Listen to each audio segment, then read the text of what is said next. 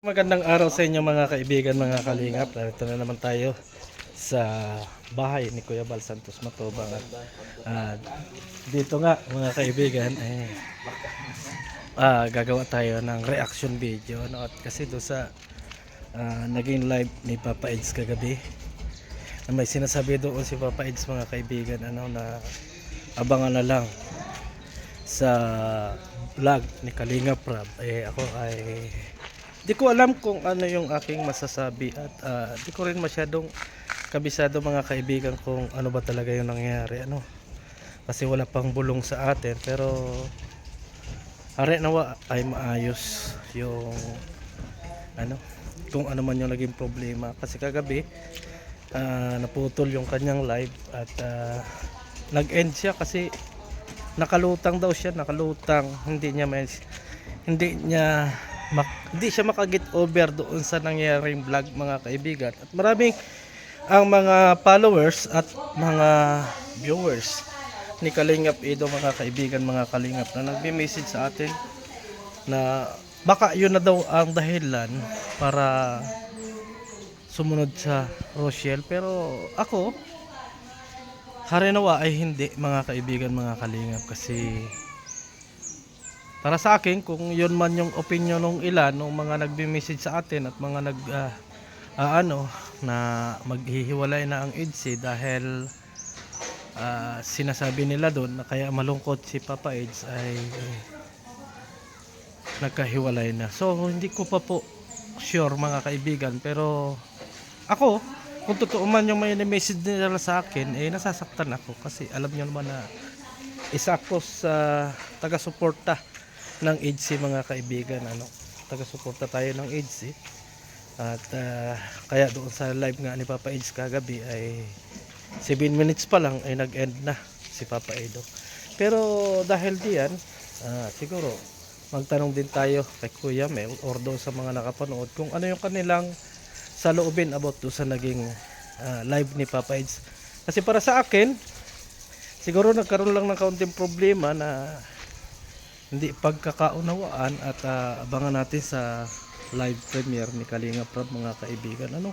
Ano ba talaga yung nangyari, pero nakakasad naman, kasi marami rin yung mga kaagad ay tayo ibinabalikan, kaagad ay sinasabi do na hindi totoo yung ating mga sinasabi at talagang binabatikos kaagad tayo ng ilan ng mga nagiging basher natin, mga kaibigan. Pero halinawa ay hindi totoo yung kanilang sinasabi at wala pa rin akong update sa ngayong umaga mga kaibigan, pero tatanungin natin si Kuya Mel mga kaibigan, mga kalingap, kung ano ang opinion niya about dun sa live ni Kalingap Edo kagabi. So tara na mga kaibigan, mga kalingap, punta natin si Kuya Mel. Kaibigan, mga kalingap, si Kuya Mel kasi nakapanood din siya doon sa live ni Kalingap Edo at hihingan din natin ang kanyang opinion, kasi sa opinion ko kasi nagkaroon lang na siguro ng kaunting problema kasi nga hindi natapos ni Papa Eds yung kanyang live at marami yung nagme-message sa atin mga kaibigan na hiwalay na ang EDSI. Hindi ko masagot sa inyo na totoo yan, kasi sabi nga ni Kalingap Edo abangan na sa live premiere ni Kalingap Prab. Kuya Mel, ano ang masasabi mo sa mga bagay na, kasi marami nag-message sa akin hiwalay na raw ang EDSI. Totally maraming nambaba sa akin sa Messenger dahil doon sa live ni Papa Eds. Bakit? Ano ba yung binabash? Kasi sabi nila bakit daw kaya naging dahilan daw ng pag-iyak ni Papa Eds sa yung pagpunta namin doon sa pamamanhikan na inasabi namin. Napanood mo ba yon yung kay Kuya Bal? Oo. Yun daw naging dahilan Para maghiwalay daw ang EDSI. sino naman ang nagsabi na hiwalay ang EDSI? Yun nga, yung mga basher ko na nagko-comment sa akin pati sa Messenger ko. Anong opinion mo doon sa live ni Kalingap Edo kagabi? So, ganito po yan, lagi ko sinasabi pag ako nagla-live, kailangan lawakan natin yung ating pag-iisip. Huwag tayo mag-focus doon sa negative side. Isipin din natin yung positive side. Tama. Bakit? Bakit nga ba? yung nangyari na yun, may dalawang option dyan. Oo. Pwedeng napabuti, pwedeng napasama. Oo. Or may dahilan. Oo. Number one, doon sa nangyari na yun, pwedeng napaiyak Oo. dahil sa sobrang saya. Oh, pwede. Salamat sa magandang opinion yan. Pwedeng napaiyak Oo. dahil siguro, Oo. hindi natin alam Oo, hindi ko sinasabing ito yun. Oo. Ito ay opinion ko lang. Oo. Siguro, hindi pumabor ang magulang ni Papa Eds doon sa proposal na yan, Napamamanhikan. sa pamamanhikan o pagiging pag-aasawa ni Papa Eds kay Beyonce. Ngayon, huwag niyong ibabash ang magulang ni Beyonce. Magtanong kayo kung bakit. Parang hindi ganoon kadali, basta-basta, na mapapayag na makasal ang isang binhi sa Katoliko o ibang relihiyon. Okay. So, kung alam niyo yung pinopoint ko, no? Siyempre sa bawat relihiyon merong mga kanya-kanyang paniniwala. Totoo yan. 'Di ba? Oo. So, kasi sa pagkakaalam ko sa relihiyon nila Papa Eds, siya ay isang binhi. Kailangan niyang akayin yung kanyang magiging kabiyak para maging kapatid. Oo, tama. At maging alay Oo. sa kanilang pag-iisang dibdib.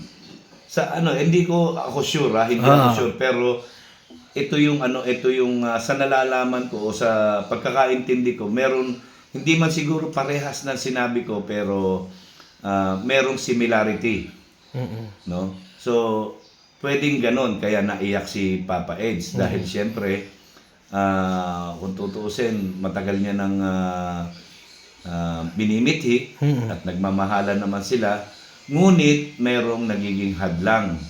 So sabi ko nga, di ba, malayo pa ang tatahakin nila. Marami pang challenges. There are so many hindrances on the way to the final destination. Yes. Di ba? Oo, tama. So, para sa akin po, no, wag natin bigyan ng negatibong opinion. Maging positibo tayo. So, para sa akin po, hindi hadlang yan kung ano man yung relihiyon ng bawat isa. Yan, tandaan po natin, sa pagmamahalan, mayroong isang nagpaparaya. Pero ang tanong kasi dito, at yun ang tinitira sa akin, kami daw yung naging dahilan at nakapagpa-trigger. Kaya tuluyang umiyak si Papa Eds dahil nagpunta nga kami doon kay Beyonce. Tinanong namin kung pwedeng mamanhikan si ano sa palagay mo? Opinion mo lang kasi yun yung mga inabato sa akin ngayon eh. Kasi unang-una alam ni Papa Eds yan. So hindi magiging sasabihin na yun ang dahilan kung bakit napaiyak si Papa Eds. Unang-una, kung natatandaan nyo sa interview ni Kuya Bal doon sa Boom Radio, sang-ayon si Papa Eds. Diba? So kung ito naman hindi naman pamamanhikan pa yung ginawa nila, ito ay pagtatanong. Kaya nga, bakit kami... Yan ang sinasabi ko. Kailangan iintindihin natin ang bawat litanyang binibitawan o ginagamit sa isang pangungusap. Diba? Kasi yung ginawa naman namin, pagtatanong naman yun, di ba? Pagtatanong yun, kung papayag ba sila. Pero hindi naman puwersahan na sinabi kailangan pumayag kayo. Hindi na. Kaya nga, yun nga ang sa akin, point namin doon. Pero bakit nagtataka ako, sabi ko, ang dami kong basher ngayon dito sa Messenger Yan, kasi kagabi, dapat re-reactionan ko yan. Hindi lang ako nakapag-reaction kagabi, gawa ng ginabi ako, nagbantay ako doon sa dinadaanan ng pusa akong nawawala. So, binuntayan ko kung saan siya, yung mga location na kung saan merong nagsabi sa akin na nakakita sila ng ganung pusa. Pero yung talagang opinion mo about doon sa pag-iyak ni Papa Eds, yun na talaga. Negative o positive? Sabi ko nga, huwag tayong mag-iisip ng negative. Ayun, ang maganda. Diba? Ang isipin natin laging positive. Pwedeng napaiyak siya sa tuwa. At pwedeng... At sa wakas, pumayag ang magulang ni Beyonce isa na lang ang hindi pa natin napapapayag o naririnig natin Yung na nanay. nagsasabi na oo, pumapayag ako, walang iba kung hindi si Lady Beyonce. Okay, yun. Di ba? Oo. So, huwag tayo mag-isip na negatibo tungkol dyan. Antayin natin kung ano yung vlog ni Kalinga Prab. So, Oo, yun ang abangan natin. Ano? Abangan natin yun kung anong, bakit, anong dahilan ba. Doon natin malalaman. Huwag tayo magbigay ng konklusyon na negatibo. Oh, tama. Mangyari na sana lahat ng maging konklusyon natin dyan ay puro positibo. Tama. Kasi bakit puro positibo? Pagka negatibo, sino ba ang masasaktan? Tayo rin lahat. Oo, totoo So, naman yan. ang lagi kong sinasabi, huwag tayong aasa.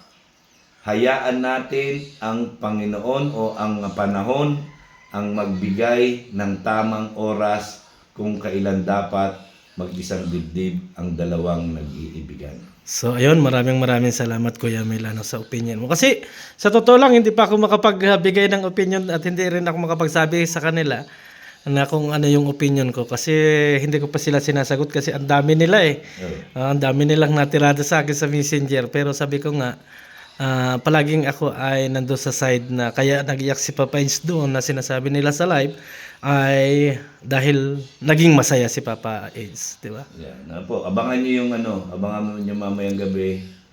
Yung pagka maaga ako nakauwi ngayon, abangan niyo yung aking point of view patungkol po dyan. Ayan, maraming salamat. Alam ko, maka-EDC ka rin kaya ikaw yung aking in-interview kasi sabi ko, hindi pa ako masyado makakapagbigay ng opinion sa mga bagay na sinasabi nila. So maraming salamat Kuya Mel and Maraming salamat God bless po. sa inyong God lahat. bless. Bye-bye. Kaibigan, at nakarinig natin yung side ni Kuya Mel. At ako, may ipi-play din akong video mga kaibigan na totoo naman na pumapayag si Papa Eds doon sa mga ginawa at naging hakbang namin ni Kuya Val Santos Matubang mga kaibigan.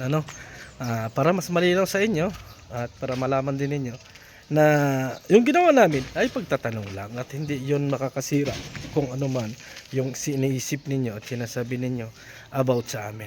So maraming salamat sa inyong lahat and God bless sa inyo. Idol, kami ni Papa Ido ang ano nyo ha. Alagaan mo kami. Ate Dol. Kami lang. Sa'yo lang, busog na kami. Huwag mo na intindihin yung iba. Taga Hong Kong po sila. Hong Kong yan. Ay, wow. Iba ngayon namimigay ng ampaw. Ay, maraming salamat po agad. Lahat binigyan niya. Kasapin natin na yung para sa lahat, sa ating dalawa na lang. Ha? Salamat po. Sabi mo, Sama na po, mabigyan niyo po kami.